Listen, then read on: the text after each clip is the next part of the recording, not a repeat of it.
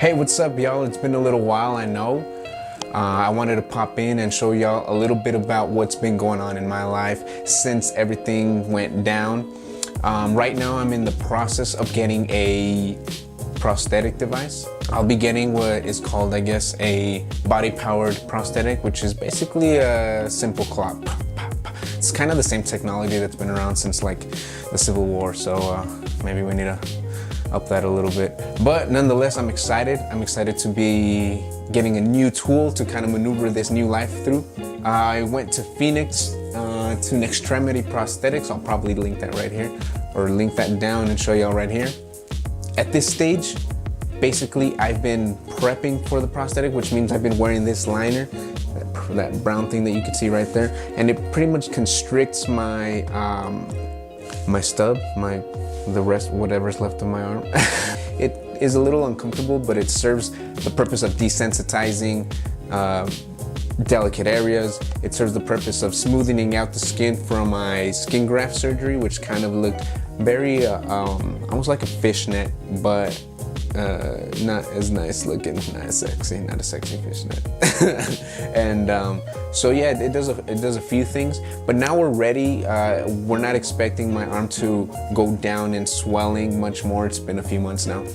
So we can go ahead and go on to casting, which is pretty much they're gonna take a mold of what this is and make a prosthetic according to that mold so that it fits my body perfectly, hopefully. So here is a little informational interview that I conducted with Lorin, the prosthetist who's been taking care of me. Hopefully y'all enjoy, and I'll see y'all right after this. Okay, cool. I'm here with Lorin from Extremity Prosthetic. What did we do today, Lorin? So today we cast you for a prosthesis. So this is when we first start the real prosthetic treatment. Up to now you've been prepping. You've had some compression on your limb, trying to get it shrunk down, to get the skin a little desensitized, but today we took that mold of your arm, and next time you come in, we'll have a prototype for you to try out. Cool. What are the next steps after getting this casting? We have a prototype, and then what? It's a prototype, so it's not finished? Right, it's a prototype. It's fully functioning, but it doesn't look as nice. And the reason is we're gonna make tons of changes. There's always changes that have to be made. And in a prototype stage, it's plastics and materials that we can heat and shape and mold and change. Whereas the final one's gonna be very heavy duty materials that are much more difficult to change. Right. And it looks a lot more seamless. We're really just trying to prove that it's gonna work for you. Okay. Okay, and what are some of the adjustments? Why would we make some adjustments to the mold? So your case is pretty interesting. A pretty traumatic injury, and the doctors did some amazing reconstruction. That means you have nerves that are in places where there usually aren't nerves, and some skin grafts and things like that. So we don't know until we try it how much pressure those areas can take. Right. There's always a balance in prosthetics. We want to lock in that limb and let you control it as much as possible, but that may not be very comfortable. So we have to find that balance between comfort and function. Right, okay, yeah. When I first left the hospital, we could say, I wasn't given too much instruction on where to go next. Yeah. So how do I get to you? How do I find you? I think I remember that either one of the doctors gave you a call. Yeah, one of the doctors asked me to give you a call. Yeah. Okay. And this is something that's actually kind of a passion of mine. I'm not trying to turn this into a sales pitch. No, that's fine. But pitch away, you've done a great job. The problem is oftentimes patients aren't introduced to prosthetics till they're done with all the surgical issues, like you, right? Yeah. And reality is, if anyone has gone through an amputation, reach out right away to a prosthetist. Right. Because our job, and my job, and what we focus on here, is helping you through the entire rehab process. All those questions could have been answered on day 1, day 2, day 3, but you were several weeks out, and so you went trying to find stuff probably on your own, online, lots of questions, and then we chatted. I think we even chatted over the phone, right? It wasn't even in person. Oh yeah, we had a video call. That's right, it was a video call.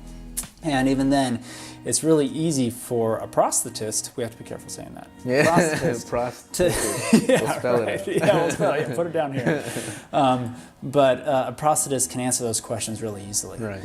And very rarely do you not have a choice in who you can see. So even looking for a local prosthetist, getting a recommendation from a doctor, it's never too early. Right. For our patients that know they're going to have an amputation, we like to speak with them even before the surgery. Okay. Because then we can help with a lot of those questions, a lot of the fears. Right. We set patients up with counseling if they need it, transportation if they need it, things like that. All that can happen from day one. Surgeons are really good at making sure they save your life, making sure you heal, making sure you get it as functional as possible. But that's their priority. Right. They're not worried as much about prosthetics. There are some considerations, but that's why it's really good to be your own advocate and reach out to a prosthetist for information. Okay, and I know that definitely it was a fear of mine when you hear about prosthetics. You don't know too much about them, but you see maybe like on YouTube or on the news, you see these crazy robotic prosthetics, and then you see like the hook prosthetics, and then you see these different prosthetics. Something that came to my mind was that I was assuming that all of these were going to be way out of my budget. I wasn't sure even if I would have insurance at the time, because I'm young and silly and most of us don't have health insurance. But well, a lot of us, I don't know, I don't want to speak for most. But so what was that like? I know we talked a lot about how insurance might be able to help me with this cost. Yeah, there's pros and cons. There's some things that are really great that insurance can do with regards with prosthetics, and then there's some things that are really frustrating. Prosthetics, there's a lot of misinformation about the cost, especially for upper limb prosthetics. They can cost a lot of money. There is some amazing technology out there, and it is extremely expensive, which to a prosthetist is very frustrating. Right. Because a lot of that expense comes on the product side. We're paying these high expenses too, but some of it is pretty affordable. And insurances will almost always pay for something that is functional, right. Even if it's basic. There's always something that can help. One of the big things is even for overuse. I mean, you're a young guy. You're going to be doing a lot with your right arm. Right. But now that most of it's going to be done with your right arm, you're basically going to age those joints twice as fast. Okay.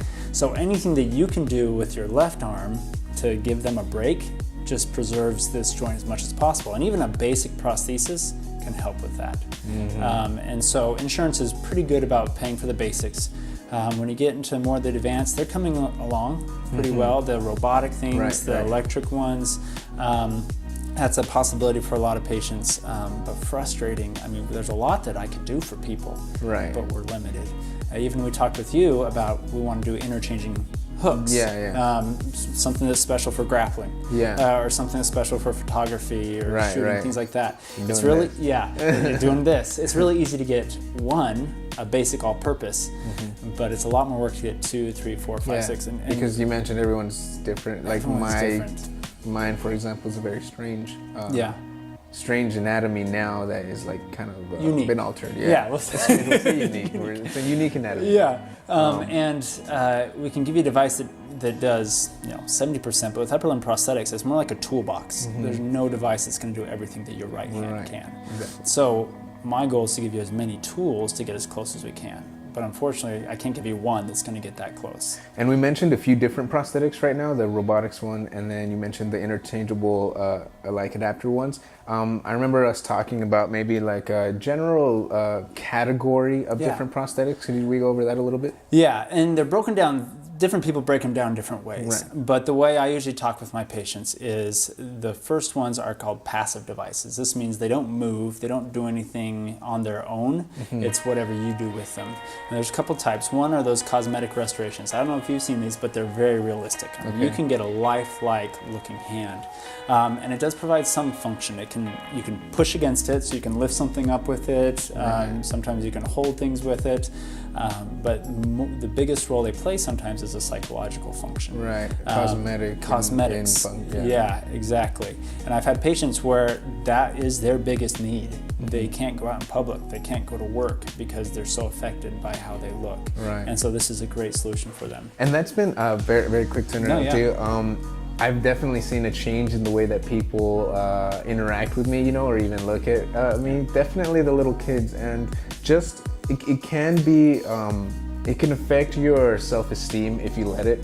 But I found that, I quickly, whenever someone seems interested, I'll quickly maybe interact with them, say hello or something, and reaction is to ask about it, just because I kind of jumped the gun there a little bit on there. Awesome. And I almost, that I can remember, I've only had good reactions. I'll kind of share my story a little bit. They understand it was an accident, and then it's not weird anymore. And I met someone, and I've met a few people that I kind of still talk to because of this. Oh, cool. With the little kids, sometimes I'll pretend shoot them, and some of them get really timid and hide behind their parents' leg, and other ones smile and they think it's funny. And so it's really, I guess I'm just wanting to put importance in. Yes, it does make me feel a little weird when I look in the mirror and I see a non-symmetrical body facing back. And sometimes when I wear long sleeves or I wear jackets and I have this dangling piece of clothing, it can affect your you know who you are. But I mean, life goes on, and if you handle the situation lightly and positively, almost always it'll be returned that way. Yeah, that's a great input. And one thing to remember is that the reason they're staring, it's out of curiosity. It's not because they pity you. It's not because they have some ill will towards you. It's common human nature to be curious of the slightly different. Yeah. And you quench that by interacting. And yeah, exactly. So it's not any sort of malice. And yeah, it'd be nice if sometimes if there's a day when you go out, I just don't want to deal with it. I don't want to have to say hi to everyone. I don't want to have to explain myself 20 times. But it's not of any malice on their part. Right. It's just curiosity. Yeah, I'm glad you point that out, because you'll get tired of saying the same story. And so we were talking about types of prosthetics, right? Yeah. So after the cosmetic ones or the aesthetic ones is passive functional in the sense that or almost adaptive. It's something very specific. There's ones for rock climbing, for playing pool, there's one for playing a guitar. It's simply something that just holds a pick and plays, or something that holds a camera. We talked about that. Exactly. It holds a camera, very specific. That's one example of a passive functional.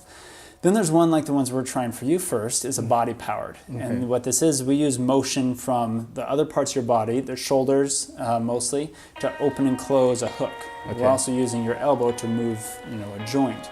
So that's a body powered device. Very basic. That is probably the one that is available to almost everyone. Insurance will almost always pay for a body powered device. And there's lots of different kinds. The breadth of componentry and things you can do is pretty vast. The step up from that, and the one that gets most of the attention in the PR, is the ones that are externally powered, typically by muscle signals. So the muscles that controlled your hand are actually all located up here. So even though your hand's gone, your muscles are still intact. So we can read those muscle signals and have it control a robotic hand. Unfortunately, it's pretty expensive. And the reason being, instead of like an iPhone that are made on millions of devices, and the cost of developing is spread out, we're talking hundreds and maybe thousands of devices. So it gets very expensive to manufacture these. And then also, the time, prosthetists, we get paid once for the device, but we see you many times, and before and after. And so when we talk about cost of prosthetics, that's something else to think about. It's all that care has to be bundled into one machine. So so that's a little bit about the different types of prosthetics out there. Okay, so just to review, it's going to be the passive, body powered, and externally powered is a good general categorization. That's a pretty good way to break it down into 3 groups. Okay. Or I can say no prosthesis. That's always an option, right? Maybe something just protective to cover the skin if it's fragile, but it's always an option. Things are going to be easier sometimes. Again, it's just saving the sound joint. Right. That's the only reason at that point. Okay, I think we've pretty much covered everything I wanted to cover. Awesome. Yeah. All right, Lorin, thank you very much. No problem. Thank you. Appreciate it. Appreciate it.